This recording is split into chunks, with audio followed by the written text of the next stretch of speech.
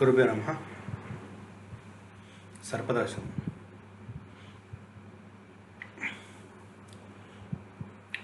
Video start చేసే ముందు అందరికీ విన్నపం,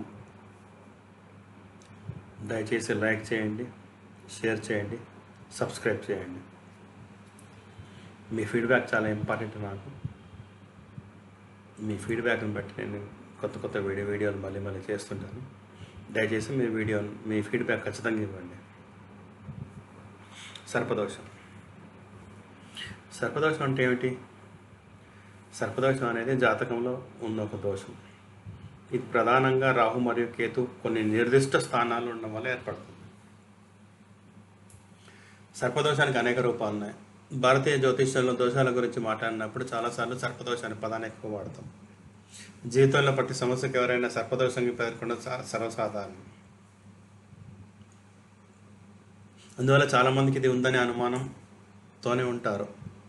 నిపుణులే కాకుండా అవగాహన లేని వారు దీన్ని స్వేచ్ఛగా ఉపయోగిస్తుంటారు. వారు వాస్తవ జీవితంలో జ్యోతిష శాస్త్రాన్ని పూర్తిగా అర్థం చేసుకోలేకపోయినా సర్పదోషము, కాలసర్పదోషము, రాహుదోషము వంటి పదాలను తరచుగా వాడతారు. రాహుకేతువులు ఉన్న భిన్న కోణంలో అర్థం చేసుకోవడం ద్వారా ఈ దోషాల వాస్తవ స్వరూపాన్ని మనం తెలుసుకోగలమని ఆశిస్తున్నాను.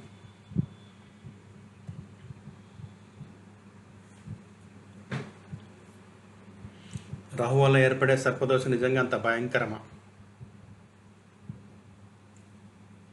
పాము ఆగ్రహాన్ని, విషయాన్ని సూచిస్తుంది.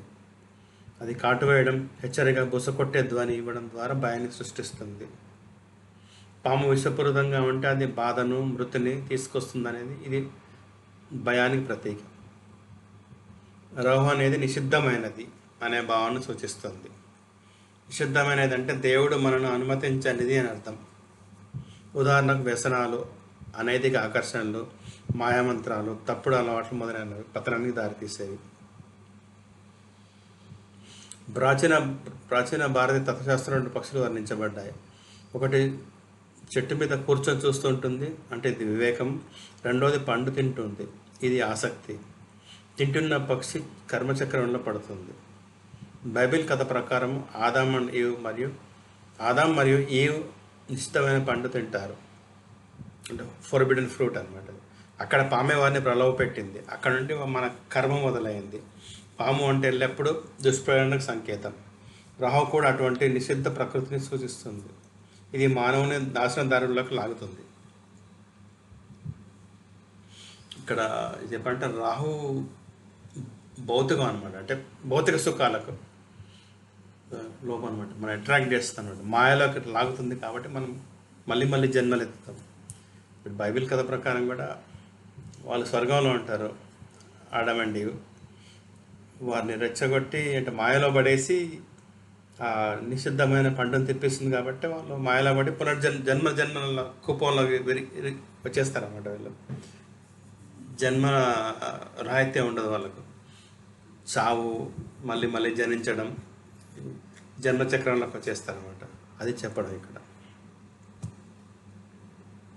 నిజ జీవితంలో పామును మన ముందున్నప్పుడు మన అభిప్రాయం ఏమిటి? మొదటి స్పందన భయం. మనకు కనిపించే ప్రతి పామును విషపూరితమని ఊహించుకుంటాము, కానీ నిజానికి 90% పాములు విషపూరితమైనవి కావు. అవగాహన లేకపోవడం సమస్య, అంటే అజ్ఞానం. ఇది మాయకి, భ్రమకి, భయానికి, అనుమానానికి, సంక్షోభానికి మూలమవుతుంది. పామును అనుసరించి ఇలా చెప్పవచ్చు: కోపము, వైరము, భయము, అభద్రత, తప్పుడు అలవాట్లు, దురాలోచనలు, ఆత్మన్యూన్యత, సందేహాలు ఇవన్నీ కలిపి ఒక సర్పం రూపంలో మన మనసులో నివసిస్తాయి. ఈ సమస్త నెగటివ్ భావోద్వేగ సమాహారాన్ని పూర్వ జ్యోతిష్యులు రాహు అని పిలిచేవారు. కానీ వాస్తవం ఏంటంటే కోపము, భయము, అసూయ, వ్యసనము, అయోమయం ఇవన్నీ జీవితంలో సమస్యల మూలాలు అవుతాయనే విషయాన్ని మీరు అంగీకరిస్తారు. ఇదే విషయాన్ని రాహు ప్రభావంగా చెప్పితే మాత్రం మనం దీన్ని కొట్టి పారేస్తాం. పేరు ఒకటే, దాని ప్రభావం మాత్రం అసలైనదే. రాహు అంటే గత జన్మల నుండి వచ్చిన అలవాట్లకు, గిల్ట్, తప్పుడు ఆలోచనలకు ప్రతీక.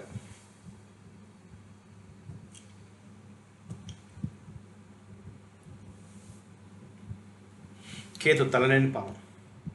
కేతు అనగా తలలేని పాము. తల లేకపోవడం వల్ల ప్రమాదం ఉండదు.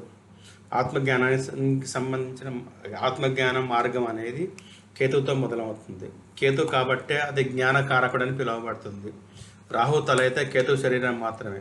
తల లేకపోతే ఆ భయం ఉండదు, మిగిలిపోతుంది తత్వజ్ఞానానికి అవసరమైన స్థితి. గ్రహణాలు, రాహుకేత గమనం. సూర్యుడు ఆత్మ మరియు చంద్రుడు మనస్సు. రాహుకేతు మధ్యలో వచ్చినప్పుడు గ్రహణం ఏర్పడుతుంది. ఇది ప్రకాశాన్ని కప్పేస్తుంది. అదేలా మనసులోని అజ్ఞానము, భయము, అయోమయానికి ఏర్పడుతుంది. అదే మాయ.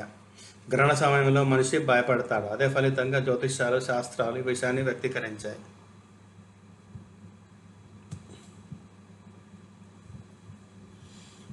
సర్పాలు మరియు కర్మ మధ్య సంబంధాన్ని ఎలా ఏర్పడింది? రాహుకేతు అనేవి జ్యోతిష్యంలో సర్ప స్వభావం గల ఛాయాగ్రహాలను చెప్పబడ్డాయి. ఇది కర్మ సిద్ధాంతం సంబంధం ఉన్న విషయం. గత జన్మలో మనం పాములను అజ్ఞానం వల్ల, భయం వల్ల చంపి ఉండవచ్చు. ఈ క్రూరత్వానికి కారణం మన లోపాలే, భయము, ఊహాగానాలు, అపోహలు. మీరు చూసినట్లయితే కొన్ని దేశాల్లో పాము ఉద్యమం అంటే స్నేక్ వైన్ జ్యూస్గా తాగుతారు. ఇది మానసిక వైకల్యం మరియు కర్మ రుణం రెండింటినీ సూచిస్తుంది. ఇది ఖరీదైన మద్యమే మాత్రమే కాదు, కర్మపరంగా మిగిలి అధిక ఖర్చు కూడా. మనం పాములను మాత్రమే చంపలేదు, అవి పెట్టే గూళ్ళను వెతికి గుడ్లను నాశనం చేశాం, పుట్టలను నాశనం చేశాం, గుడ్లను నాశనం చేశాం. పాముల పిల్లలు పుట్టి ప్రతీకారం తీర్చుకుంటే అపోహతో ఈ చర్యలు సృష్టి ప్రక్రియ నాశనం చేసినట్లే. ఇది అజ్ఞానం వల్ల చేసిన అధర్మం. సింహాలు, పులులు మనిషిని చంపేందుకు వెళ్తే తప్ప చంపబడవు, కానీ పాము మాత్రం మనిషిని దాడిని చేయదు. మనిషి వెళ్ళి దాన్ని చంపుతాడు. అది అధికార, అహంకారానికి, బలహీనులపై అత్యాచారానికి ఉదాహరణ. ఒక నిపుణుడు పాము విషాన్ని ఔషధంగా సులభంగా తీసే వరకు పాములు నిజంగా బలహీనమైనవే. మనిషి మాత్రం దాన్ని తన అహంకార ప్రదర్శనగా మార్చుకుంటాడు. ఈ విధమైన కర్మ ఫలితంగా రాహు దోషం రూపంలో కర్మ ఫలితాలు ఎదురవుతాయి.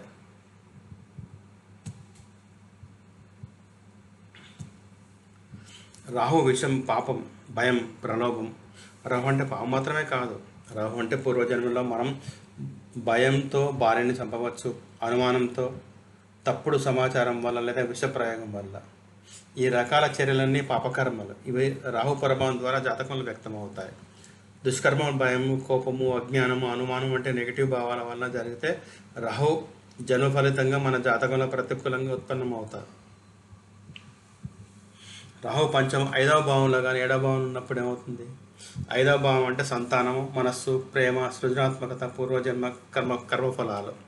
5వ ఇంట్లో రాహు ఉంటే సంతాన సంబంధిత సమస్యలు ఉంటాయి. ఎందుకు? గత జన్మలో పాములను, గుడ్లను చంపిన కారణంగా లేదా సంతానాన్ని గర్భస్రావం ద్వారా కోల్పోయిన కారణంగా, అత్యంత సాధారణం, లేదా చిన్నారులపై అన్యాయంగా ప్రవర్తించిన కారణంగా. భారతదేశంలో బాలికలు పుట్టినప్పుడు వెంటనే చంపే దురాచారాలు, పాశ్చాత్య దేశాల్లో గర్భస్రావాలు లేదా పిల్లలపై తీవ్ర శిక్షలు, ఇవన్నీ కార్మిక్ బర్డన్గా మిగులుతాయి. రాహు 5వ ఇంట్లో ఉంటే గర్భధారణ సమస్యలు, గర్భస్రావం మరియు మానసిక భయాలు, పిల్లల పట్ల అనుమానము, ప్రేమలో అస్థిరత మొదలైనవి కనిపిస్తాయి.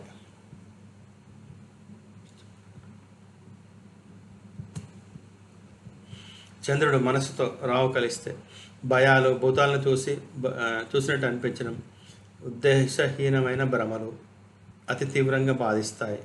7వ ఇంట్లో రాహు ఉంటే పెళ్లి జీవితంపై ప్రభావం. 7వ ఇల్లు అంటే భర్త, భార్య, లైంగిక సంబంధము, గర్భధారణ మరియు సంతానం. రాహు 7వ ఇంట్లో ఉంటే పెళ్లిలో విభేదాలు, ఆలస్యమైన వివాహం, భయాలపై ఆధారణ సంబంధం, అసూయ, కోపము, అనుమానము, భార్యాభర్తల మధ్య విరహాలు, కొంతమందికి నాభి భాగంలో సంబంధిత శస్త్రచికిత్సలు, స్త్రీలలో గర్భ సంబంధిత వ్యాధులు, ఎండోమెట్రియోసిస్, ఎక్టోపిక్ ప్రెగ్నెన్సీ, గర్భస్రావం, అలాగే మానసిక బాధలు కూడా రాహు ప్రభావంగా వ్యక్తమవుతాయి. గురుదృష్టి ఉంటే మార్పు సాధ్యం. రాహుపై గురువు దృష్టి లేదా శుక్ర దృష్టి ఉంటే శుభ మార్గదర్శనము, జ్ఞానము. మంచి జ్యోతిష్యుడు లేదా గురువు సహకారం ద్వారా పాత అలవాట్లను వదిలించుకోవచ్చు.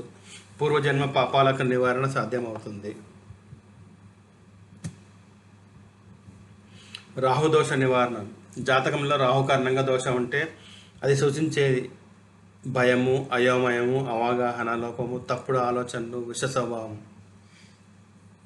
వీటిని మన జీవితాల సమస్యలకు మూల కారణాలు. అయితే ఈ బాధలను ఎలా పరిష్కరించాలి? భయాన్ని జయించాలి, పాములను కాదు.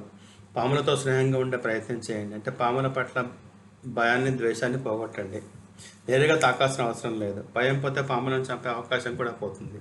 భయం వల్ల పోయిన చోట అవగాహన, శాంతి, ఆత్మవిశ్వాసం వస్తాయి. అది చంపే ఆవేశం కూడా పోతుంది.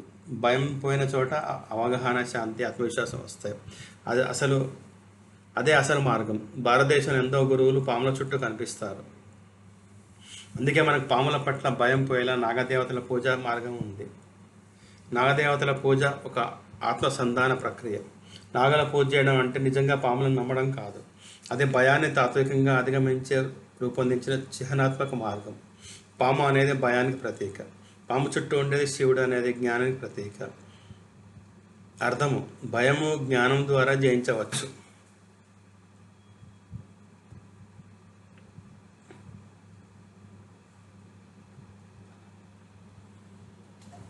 కాల సర్పదోషం ఉన్నవారికి భయం ఎక్కువగా ఉంటుంది. ఈ భయం 30 నుంచి 35 సంవత్సరాలు, కొందరికి 40 ఏళ్ళ వరకు బాధించే అవకాశం ఉంది. ఈ వయసు దాటి వెళ్ళాక జీవితంలో ఆకస్మికంగా భయం నశించి విజయం వస్తుంది. అందుకే మన మతాల్లో దేవతలు పాములతో ఉంటారు. అది భయాన్ని జయించబడిందనే తాత్విక సందేశం. భయాన్ని హరించండి, పామును కాదు. భయాన్ని అధిగమించాలంటే జ్ఞానం అవసరం. జ్ఞానాన్ని ఇవ్వగల వారు ఎవరు? మంచి గురువులు, జ్యోతిష్యులు, న్యాయవాదులు, సలహాదారులు, ప్రేరణాత్మక వ్యక్తులు. తప్పనిసరిగా వారిని కలవండి. ప్రతి గురువారం మంచి మందిరాలకు వెళ్ళండి. శివుడిని పూజించండి. ఎందుకు? శివుడు గొప్ప గురువు, దక్షిణామూర్తి రూపంలో. మీరు ఆస్తికులు కానప్పటికీ మంచి నైతికత గల మానవ సహాయకులను వెతకండి. విద్యార్థి సిద్ధంగా ఉన్నప్పుడు గురువు ప్రత్యక్షమవుతారనే మాటను గుర్తుంచుకోండి. సర్పదోషం ఉన్నవారు తొలి అడుగు జ్ఞానానికి వేయండి.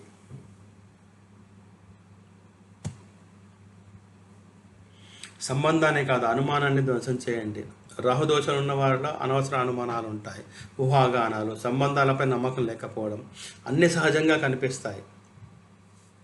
5వ ఇల్లు ప్రేమ సంబంధాల ఇల్లు, 7వ ఇల్లు దాంపత్య సంబంధాల ఇల్లు. రాహు 5వ ఇంట్లో ఉంటే ప్రేమలో అనుమానాలు, 7వ ఇంట్లో ఉంటే వివాహము, అనుమానాలు, అసాధారణ సంబంధాలు.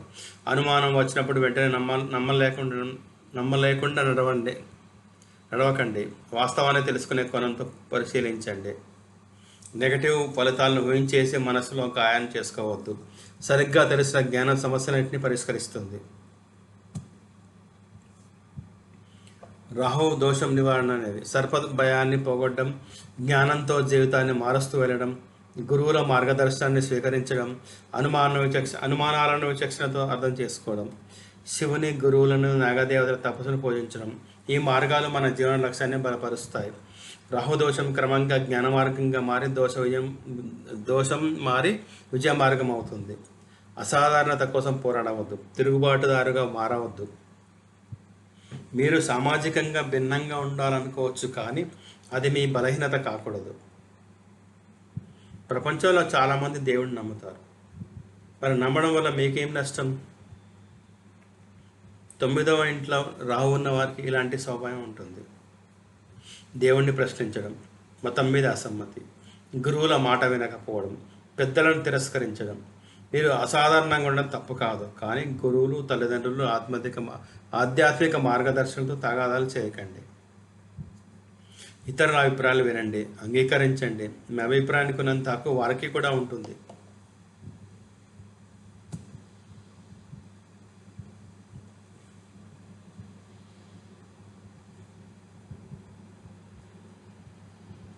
భ్రమంలో చిక్కుకోకండి. హల్యూసినేషన్ నివారించండి. రాహు లేదా కేతు 5వ ఇంట్లో ఉన్నప్పుడు పురుషులు హల్యూసినేషన్ చేయడానికి ఆకర్షణ ఎక్కువగా ఉంటుంది. మద్యం, మత్తు పదార్థాలు, ఉగ్రమైన కాఫీ, తీవ్రమైన కాఫీ వంటి వాడికి అలవాటు అయ్యే అవకాశం ఎక్కువగా ఉంటుంది. 11వ ఇంట రాహు ఉన్న వారికి మత్తు పదార్థాలకు పోతరాడడానికి లేదా ఆల్కహాల్కి వ్యసనం ఉండే అవకాశాలు ఎక్కువ. విముక్తి కోసం గురువును ఆశ్రయం తీసుకోండి. మత్తు వ్యసన చికిత్స కేంద్రాల కంటే మంచి ఆశ్రమం నిజమైన గురువు సమక్షంలో ఉండడం మంచి ప్రభావాన్ని చూపిస్తుంది. ఎందుకంటే రాహు అజ్ఞానం, గురువు జ్ఞానం. అలాగే మంచి డాక్టర్ను కూడా మీకు మార్గదర్శనం చేయగలడు, కానీ మీరు వినాలనుకుంటే తప్పకుండా మార్పు జరుగుతుంది. రాహు వివిధ ఇళ్లలో ఉన్నప్పుడు దాని అర్థాలు, రాహు గురించి చదివే ముందు రాహుగ్రహానికి సంబంధించిన పలు అంశాలు గుర్తుంచుకోండి. రాహు కొన్ని శక్తులతో కొన్ని ఇళ్లలో శుభప్రదంగా ఉంటాడు, కొన్నిసార్లు యోగకారకుడుగా మారతాడు, బాగున్న స్థితిలో అదృష్టం అందించగలడు. కానీ మీరు జీవితంలో ఎదురయ్యే నెగిటివ్ కార్మిక ధోరణులు మార్చాలంటే రాహు ఏ ఇంట్లో ఉన్నాడో దాన్ని శ్రద్ధగా పరిశీలించి ఆ దోషాలను జ్ఞానము, వినయం, మార్గదర్శనంతో పరిష్కరించాలి. రాహు లగ్నంలో ఉంటే మీరు మీ ఆలోచనలు, మీ జీవిత స్వభావం రాహు అనే అజ్ఞానం, భయానికి ప్రతీక. మీ లగ్నంలోకి వస్తే మీరు స్వభావంగా ఆలస్యానికి గురవుతారు. హలుసినేషన్, కళ్ళ ప్రపంచంలో ఉండడం, మాయల పట్ల ఆకర్షణ, కష్టపడకుండానే ఫలితాలు కోరడం, స్వల్పంగా వాస్తవానికి దూరంగా కావడం. కానీ రాహు కర్కాటక, వృషభ, మేషరాశుల్లో ఉంటే ఈ ప్రభావం తగ్గిపోతుంది. భగవంతుడైన శివుని ఆరాధించండి లేదా మంచి మోటివేటర్ని కలవండి. మీరు వాస్తవికతను తీసుకురాగలరు. గత జన్మ నుండి మీరు తమోగుణ స్వభావం మోసుకొచ్చిన వారు కావచ్చు.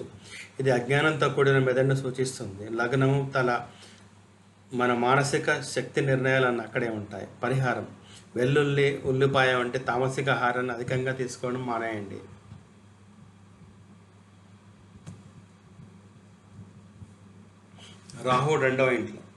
రాహు రెండవ ఇల్లు మనకు అత్యంత ప్రియమైనది. కుటుంబము ముఖ్యం, ముఖము, ధనము.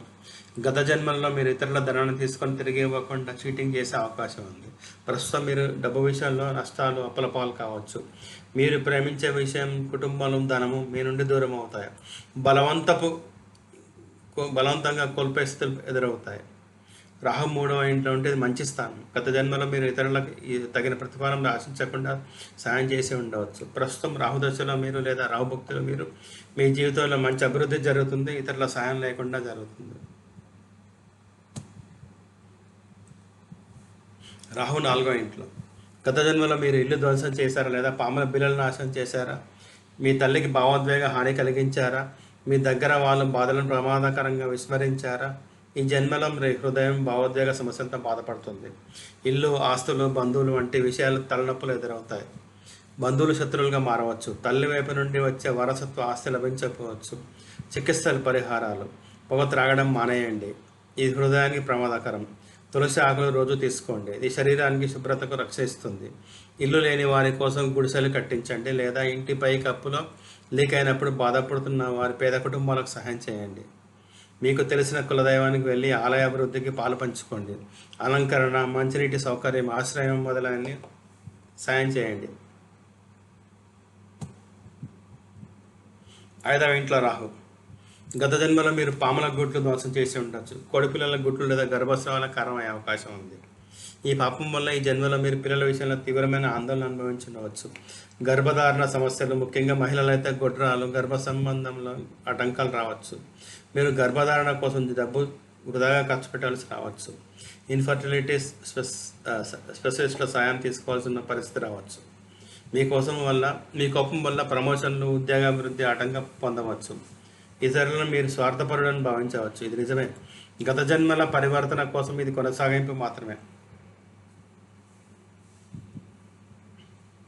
పరిహారం: ప్రజలకు తెలియజేయండి, ప్రపంచంలో ప్రతి పాము ప్రమాదకరం కాదు. కేవలం 10% మాత్రమే విషపూరితమైన పాములను హత్య చేయవద్దనే సందేశాన్ని సామాజిక మాధ్యమాల ద్వారా పంచండి.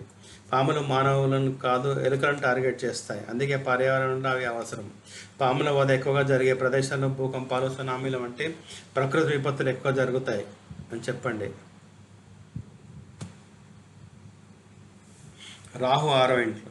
ఇది అనుకూల స్థానం, కానీ విజయాలు మాత్రమే కాకుండా సంక్షోభాల తర్వాత కలుగుతాయి. గత జన్మలో మీరు పోరాటాన్ని ప్రేమించేవారు, కానీ ఇతరుల డబ్బు అపహరించలేదు. మీ విజయాన్ని మీరు మీ పోరాట పటిమ ద్వారా సంపాదించేవారు, కానీ ఇప్పుడు మీ దగ్గర ధనం ఉండే అవకాశం ఉంది, కానీ శత్రువులు ఎక్కువగా ఉండవచ్చు. పరిహారం: మీ జాతకంలో శుక్రుడు పాపగ్రహంగా ఉన్నట్లయితే దుర్గాదేవిని ఆరాధించండి. రాహు 7వ ఇంట్లో. గత జన్మలో మీరు మాయాజాలం ద్వారా సంపాదించి ఉండవచ్చు లేదా జీవిత భాగస్వామిని, వ్యాపార భాగస్వామిని మోసగించి ఉండవచ్చు. ఇప్పుడు మీ జీవిత భాగస్వామి లేదా వ్యాపార భాగస్వాములకు చాలా ఖర్చు చేయవలసి ఉంటుంది. వారు మీ నుండి ధనాన్ని తీసుకుంటారు లేదా దోకా చేస్తారు. మీరు గత జన్మలో విపరీతంగా అందరిని అవమానించి ఉండవచ్చు, అందుకే ఇప్పుడు అలాంటి అవమానం ఎదురవుతుంది. ఈ స్థానంలో ఉన్నవారు ఖర్చు చేయడంలో అనియంత్రణంగా ఉంటారు. ఆర్థిక తెలివితేటలు లేనట్టు ఉంటారు. గత జన్మలలో మీరు ఇతరుల డబ్బును సులభంగా తీసుకున్నట్టు గుర్తుండి ఉండడం వల్ల ఇప్పుడు సులభంగా తిరిగి ఇచ్చేస్తే ప్రయత్నం చేస్తారు. ప్రకృతిలో సమతుల్యత స్థితికి రావడానికి ధర్మం.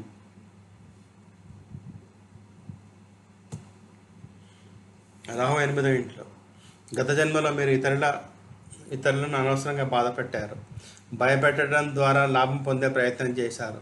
ఇతరులు భయపడడం చూస్తే ఆనందించేవారు. మోసం ద్వారా విజయాలు సాధించేవారు. ఆ పాపకర్మ ఇప్పుడు ఫలితం ఇస్తుంది. మీరు ఏ తప్పు చేయకపోయినా శిక్షలు ఎదురవుతాయి. ముఖ్యంగా మహిళలకు వివాహ సంబంధిత సమస్యలు రావచ్చు. వివాహ జీవితంలో గందరగోళంగా మారవచ్చు. రాహు 9వ ఇంట్లో. గత జన్మలో మీరు మీ గురువు లేదా తండ్రిని మోసగించి ఉండవచ్చు, లేదా సాయం కోసం వచ్చిన వారిని తప్పుదారి పట్టించి ఉండవచ్చు. ఈ జన్మలో మీ గురువుతో సంబంధ సమస్యలు, బోధనలు అడ్డంకులు లేదా జ్యోతిష శాస్త్రం వంటి భూత భవిష్యత్ సంబంధించిన విషయాన్ని అర్థం చేసుకోవడం గందరగోళం ఎదుర్కొంటారు. గురువులు మీ పట్ల ఆసక్తిగా ఉండకపోవచ్చు.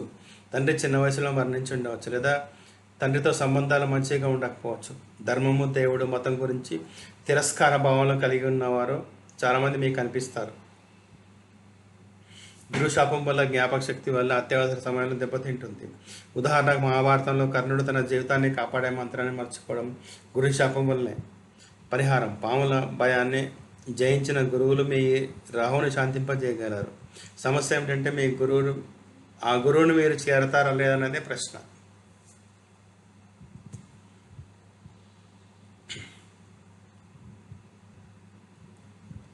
రాహు 10వ ఇంట్లో ఉంటే మంచి స్థానం. ముఖ్యంగా రాహు త్రికోణాధిపతితో కలిసి ఉంటున్నట్లయితే గత జన్మలో మీరు ఇతరుల సంక్షేమం కోసం మంచి కార్యాలు చేసి ఉంటే ఈ జన్మలో వృత్తి సంబంధిత ఫలితాలు పొందవచ్చు. కానీ ఒకే ఇంట్లో శని మరియు చంద్రుడు ఉంటే అది అనుకూలతను రివర్స్ చేసే అనర్థాలను తీసుకురావచ్చు. మీరు ఈ జన్మలో ఉద్యోగంలో పెద్ద తప్పిదాలు, వృత్తిలో నష్టాలు చవిచూడవచ్చు. దీని వెనుక కారణం గత జన్మలో మీరు ఎవరో ఒకరిని వృత్తిని చెడగొట్టి కార్మిక యాక్షన్. రాహు 11వ ఇంట్లో. ఇది రాహుకి అనుకూలమైన స్థలం. గత జన్మలో మీరు ఇతరులకు జ్ఞానం అందించి వారి ఆదాయాన్ని పెంచేలా చేశారు. అందుకే ఈ జన్మలో మీరు బలమైన ఆశయాలు, విజయాలు, సామర్థ్యం కలిగి ఉంటారు.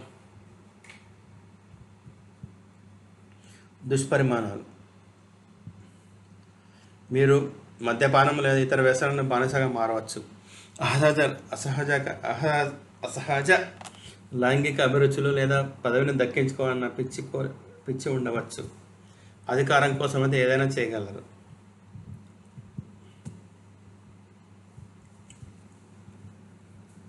రాహు 12వ ఇంట్లో. ఇది అనుకూలం కాదని పరిగణించే స్థానం.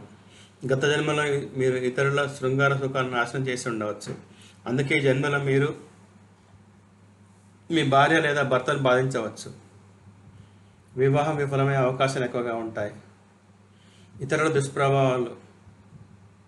దుష్ప్రభావాలు: కాళ్ళల్లో లోపాలు ఉండవచ్చు, కళ్ళకు సంబంధించిన సమస్యలు ఉండవచ్చు, సంతాన సమస్యలు, ఆర్థిక నష్టాలు ఎదురయ్యే అవకాశం ఎక్కువగా ఉంది.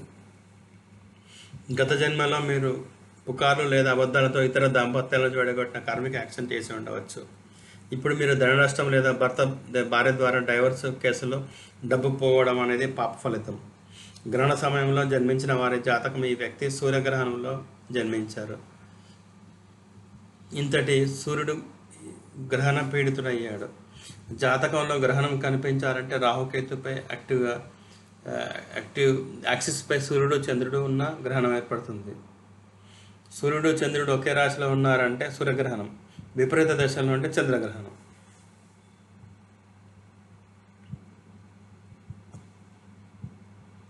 రాహు ఆకాశంలో ఒక గ్రహం కాదు, అది మనలో ఉన్న అలవాటు, భయము, అజ్ఞానము. రాహు ఉన్న ఇల్లు అంటే ఆ ఇంటి విషయాల్లో భయము, అయోమయము, అనిశ్చిత ఉంటుంది. ఇలా మనం చెప్పాలి. ఆ ఇంటిలో రాహు ఉన్నాడన్న బదులు ఆ ఇంటి విషయాల్లో నాకు భయము లేదా అయోమయం ఉందని అర్థం చేసుకుంటే మార్పు మొదలవుతుంది. పరిహార మార్గం: రాహును జయించాలంటే ఒక గురువు అవసరం. మీ మొదటి గురువు తల్లిదండ్రులు, రెండవ గురువు శిక్షకులు, మూడవ మరియు పరమ గురువు దేవుడు. గురువు బలహీనంగా ఉన్న జాతకాల్లో, లగ్నాలలో గురువు బృహస్పతి బలహీనమైన గ్రహంగా పరిగణించబడతాడు. వృషభ, మిథున, కన్యా, తుల, మకర, కుంభరాశులకు ఈ లగ్నాలలో ఉన్నవారు గురువును బలపరచాలి. బృహస్పతికి సంబంధించిన పూజలు చేయడం ద్వారా గురువులతో సేవాత్మక సంబంధం కలిగి ఉండడం. పసుపు రంగు వస్త్రాలు, పుష్యరాగంని బంగారం వేసి కుడి చేతి చూపుడు వేలికి ధరించవచ్చు, వాటి అనుకూలత జాతక ప్రకారం చూసి. ధన్యవాదాలు.